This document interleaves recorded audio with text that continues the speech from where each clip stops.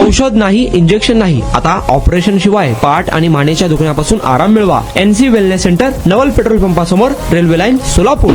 भाजप मंत्री जयकुमार गोरे यांनी खळबळ दावा केला आहे. जे मला गुंड म्हणत आहे ते सर्वात मोठे गुंड आहेत. आज माळशिरस मध्ये बघा कुठल्या पद्धतीचे वातावरण आहे. अनेक कार्यकर्त्यांना मारहाण देखील झाली आहे. या पद्धतीने भाजपला मते मिळाली ते बघून भाजप कार्यकर्त्यांना मारहाण आणि दमबाजी झाली. त्या ठिकाणी माजी आमदार राम सातपुते यांच्यावर हल्ला करण्याचा प्रयत्न झाला आणि त्यातून त्यांच्या खुनाचा कट होता असा खळबळजनक दावा त्यांनी केला आहे. पोलीस याचा योग्य तो तपास करीत आहेत असंही ते म्हणाले. हा कट कोणी रचला होता ते भविष्यात पोलीस तपासात समोर येईलच. या प्रकरणामागे कोणता गुंड आहे हे समोर येईलच. त्यानंतर आपण चर्चा करू असंही जयकुमार गोरे यावेळी म्हणाले. चौकशी झालीच पाहिजे असं आमचं देखील मत आहे. त्या विमान अपघाताची चौकशी सुरू आहे. ब्लॅक बॉक्स मिळालेला आहे त्यामुळे त्या बाबतीत अधिकच बोलणं योग्य नाही. चौकशीसाठी कुठली एजन्सी झाली पाहिजे याचा निर्णय सुरक्षा एजन्सी घेतील. तपास यंत्रणा राज्य आणि केंद्र सरकार ठरवतील असंही गोरे यांनी यावर प्रतिक्रिया देताना सांगितले आहे. आणि आता अवस्था अशी व्हायला लागली होती की